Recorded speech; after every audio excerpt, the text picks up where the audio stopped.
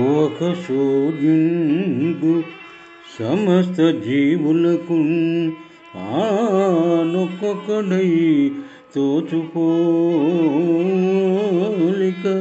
ఏ దేవుడు సర్వకాలము మహాలీలన్ నిజోత్పన్న జన్య కదంబంబుల హృత్సరోరుహములన్ నానా విధానుల రూపకుడై యోపుచునుండునట్టి హరినే ప్రార్థింతు శుద్ధుండనై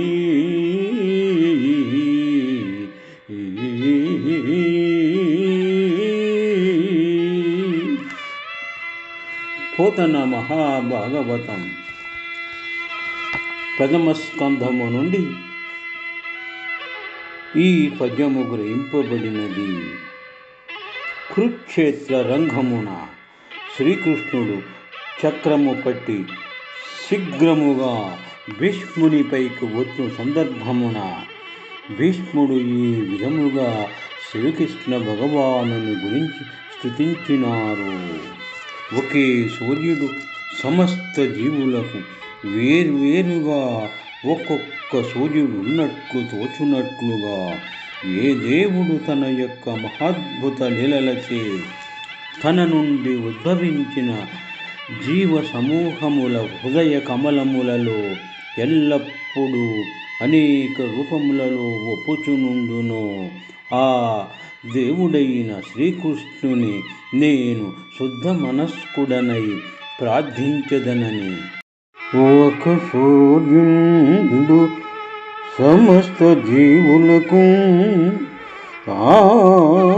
ఆనొక్కొక్కడై తోచుపోలిక ఏ దేవుడు సర్వకాలము మహాలీలన్ నిజోత్పన్న జన్య కదంబంబుల హృత్సరోరుహములన్ నానా విధానుల రూపకుడై యొప్పుచునుండునట్టి హరినే ప్రార్థింతు శుద్ధుండనై.